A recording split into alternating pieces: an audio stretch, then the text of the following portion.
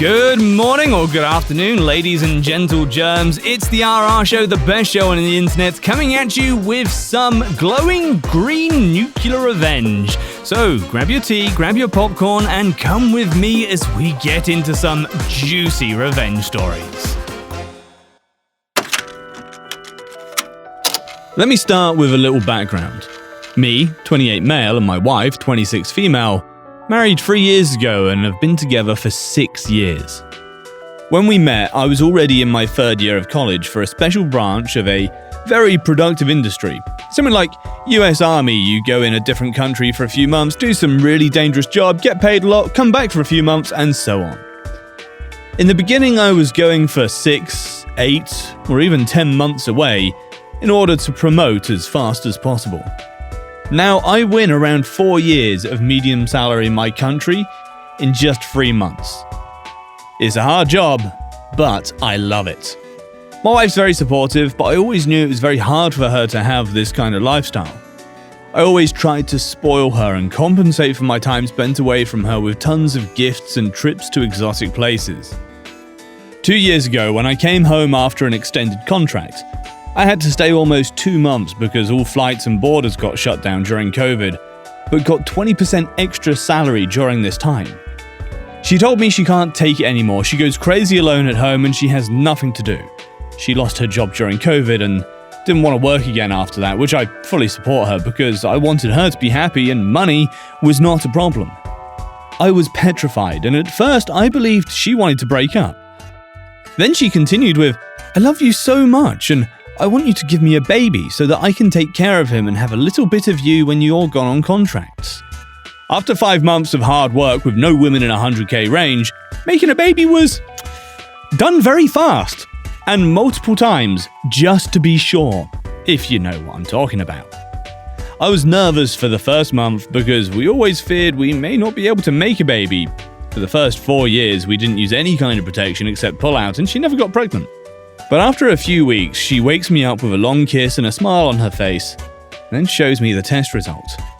I was the happiest man alive. Everything changed. I was a man now. I was a father. I was on top of the world. I was going with her on every doctor's appointment, and when I was off on contracts, I was asking for ultrasounds instead of nudes.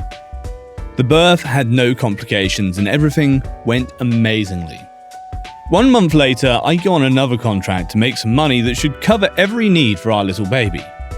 Halfway during this contract, I receive a text from my wife, which shattered my life. The text was short and simple, and I would never forget the 4 words that sent me into the deepest depression I had ever had. I want a divorce. I didn't understand. I tried to call her to find out what happened, and nothing. After a few days of talking back and forth, she said, "I want a divorce so I can marry with the love of my life." I was already preparing my suitcase because I'd made a request to my company to send me back as an emergency. When I got home, she and the baby were gone. 2 weeks later, I was in court to settle the divorce.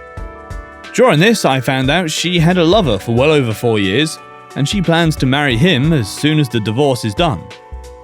Now, the laws in my country are different, and I knew that my first priority should be a really good lawyer.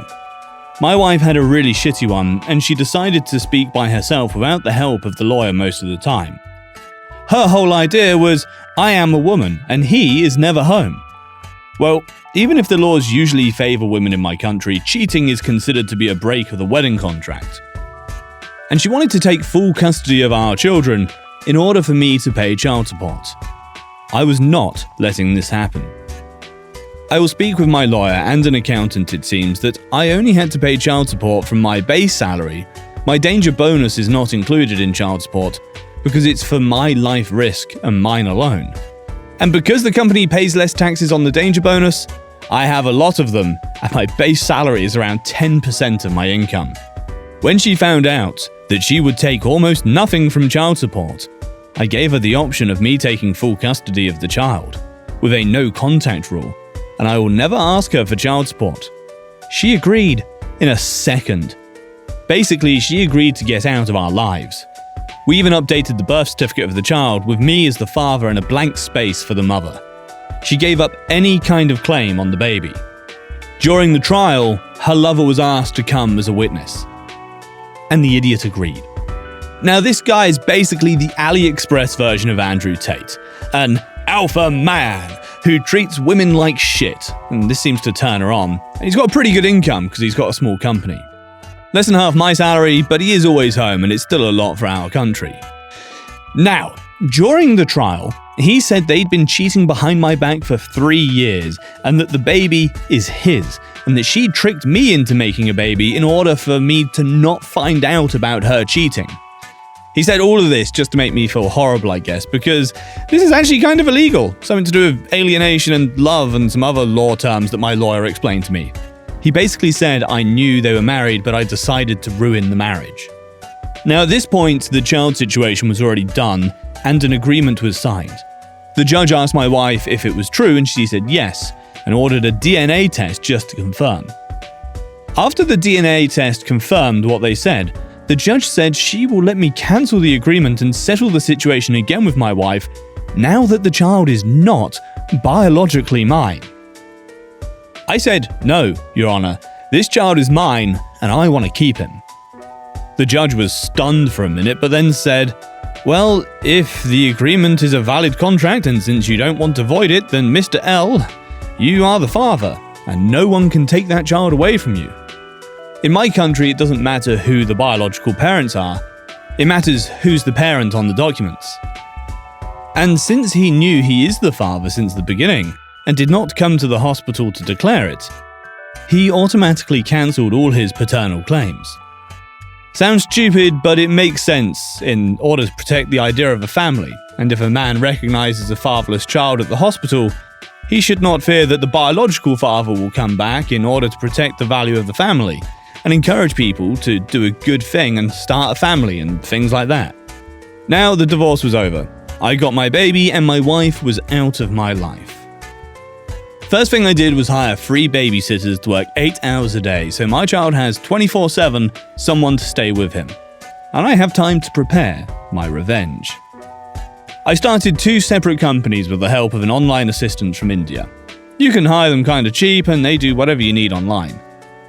This guy made 2 super professional companies, one in industrial credits, give money to business for a lower rate than banks, and the second one was a copycat of my ex's company, but this one was in the same city as his.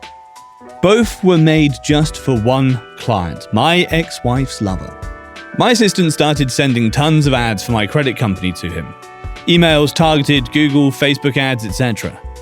I was sure that he knows that if he needs money, this is the place he can take a lot with low rates. Next, I made lots of ads on the second company. But the company had only the machines and the rented space, and only one worker, the cleaning lady. Every time someone calls for the company, they got immediately declined, because we were overbooked. My ex's lover, let's call him D, was one of them. Multiple times, actually. And he goes mad every time he gets rejected because he sees how big the competition is. Now, it was time to give him the bait. Because my company had some problems in the main country, I don't even know which country this company was registered, but they changed the management and wanted to make some fast profits, so the regional manager wanted to sell some of the equipment. When he heard this, he started calling and sending emails to buy them out. The response was something like, "We're an international company, we can't sell the brand, but we can sell some equipment." It was illegal to sell the company without showing him the accountant's data, which was empty, but equipment I could sell with just a simple contract. He wanted the competition out of his city. He did not need the equipment. So, the manager made him a deal. If you buy our equipment for, say, 3 times the price, we can say in the contract that we will not make business again in this city. In just 2 hours, I received calls and emails to my first company for credit for that equipment. I knew he was out of money because he spent a lot on his future wedding with my ex-wife. I sent him a contract. Based on our evaluation, the equipment is not worth that much money, so he'll need to give us a guarantee, his company, and he's not allowed to sell any equipment or parts of his company until he pays everything back. And if he's behind in payments for 6 months straight, I get it all. Also in the contract, I stated that the credit company will buy that equipment directly. Basically, I just give myself my money. And I made sure every single word of the contract is legal and is a deal good enough for him to take. Later that same day, he sent me the signed contract. Now normally he should be able to pay for everything, even if the clients he hoped he'll get from this company leaving are not actually existent. He still should be able to pay or give me around 80% of the company income for the next 5 years. Fast forward a bit. In the day of the wedding, I go to give them an envelope. In my country, you give money in envelopes as a wedding gift. He starts to laugh and tells me to get out because I'm not invited, and he doesn't need my money. I smiled and I told him to open it. He looks inside, and it's telling him to come to court next week. He laughs and asks what this is, and I told him, "See you in court. Enjoy your wedding night." Next week he came. I was suing him for child support.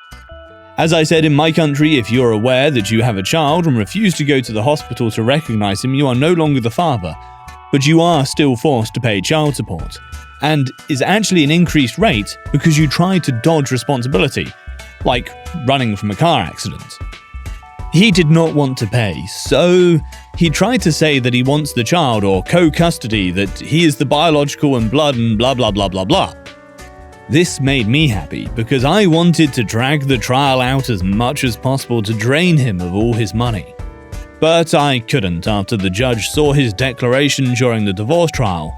She ended the trial really fast and forced him to pay me 40% of his and his company's income, from when the child was born until he finishes college or I get married. And guess who did not manage to pay? And guess who is the owner of his company? Now I don't work anymore. I just run his company and spend almost all of my time with my child. Our next story in today is from Lucario Stormblade. With pervy ex-stepfather gets his just desserts.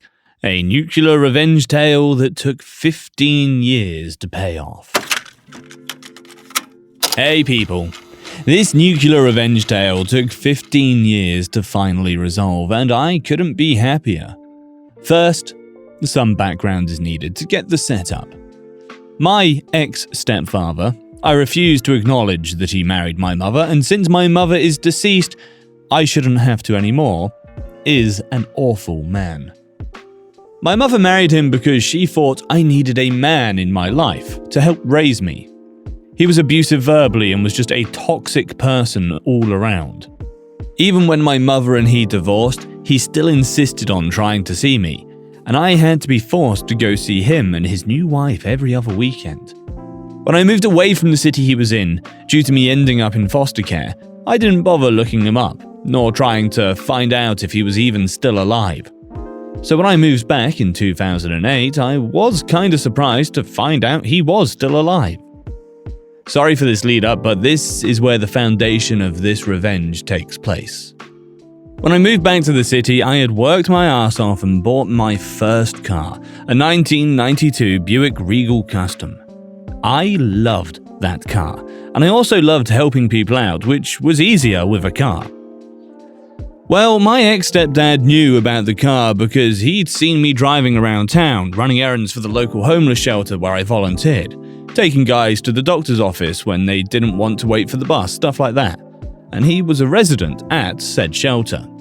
Through my volunteer work at the shelter, I'd befriended a couple of young guys who had landed on hard times and were just working odd jobs to save up some money to move back to their hometown, the same town I'd moved back to the city from. After hearing about this and their plan to get a Greyhound down there, I told them no, I'd actually drive them there for like $40 in gas, saving them about $250. We made arrangements and set a date for their departure. When I pulled up to pick them up the next morning, I can tell the air was off, like something had happened. Yesterday, these two guys were eager to leave this city behind, and now they treated my car as if it had live vipers in the passenger seat. So I asked them what was up. They told me they didn't know about leaving the city with me, and I assured them it would be fine, not knowing what my ex-stepdad had done the night prior. After a little coaxing, and me mentioning that the Greyhound doesn't even run to where they were trying to go, they loaded up my trunk and off we went. I could feel the tension in the car, and it had become so thick that you could slice through it using a hydrojet. After crossing into the neighbouring state, they asked me if I could just drop them off at a hotel, and they'd find other accommodations down to where they were going. I said I wouldn't mind, but wanted to know what brought on the sudden change of plans. After a tearful choking up in the back seat, they told me what had transpired the night before with my ex-stepdad. And I saw red. Ooh, I absolutely despise this man. I needed to hurt him. But how? After assuring the two boys that they were going to be fine and that I wasn't about to put them through what he did, they finally allowed me to take them all the way to their town. I instructed them to file assault charges against him and to make sure they submit DNA samples to the police, and they assured me they would. On the way back, I plotted my revenge against him, and that's when it dawned on me. My ex-stepdad was a registered offender for some stupid night when he was 16.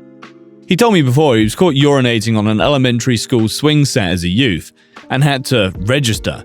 That was the main reason I ended up in foster care to begin with. Something about child endangerment, bureaucratic bullshit. I also know he hadn't registered in our state for the last couple of years because, had he done it, he would have been kicked out of the shelter he was staying in, since they do a 3 times a day, 7 days a week community outreach meal for not only the residents but those who need a hot meal that day, which also includes children.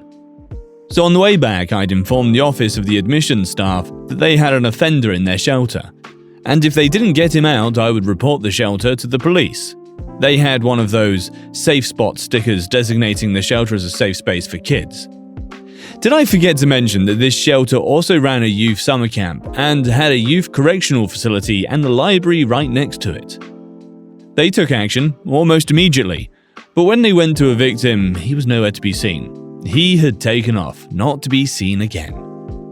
Or so I thought. You see, when he vanished from the shelter that day, he thought the safest place to hide out was in his hometown, 9 states away.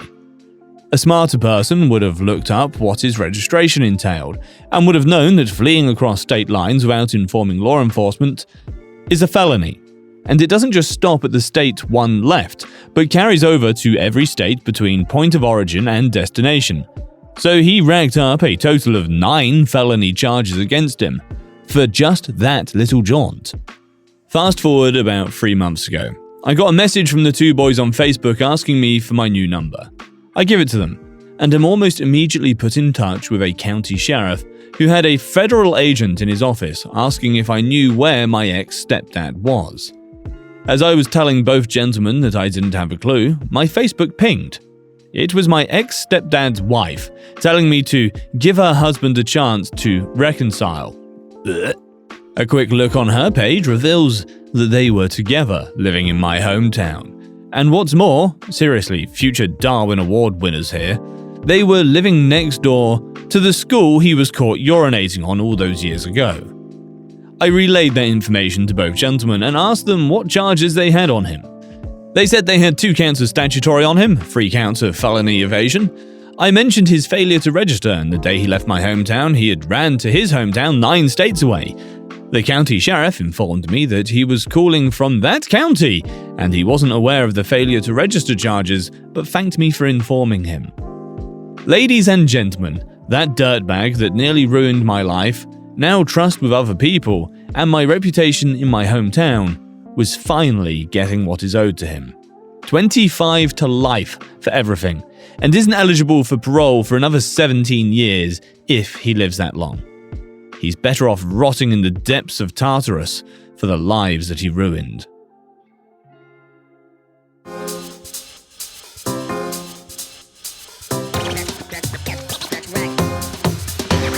Well guys, thank you so much for being here with us on this episode. I hope you've enjoyed this one like all the others. Don't forget, if you want to check out our YouTube channel to tide you over until our next episode, go and check out therrshow.com where we have links to all of our stuff, including our Discord, etc. Once again, guys, thank you so much for being here, and I will see you in the next episode.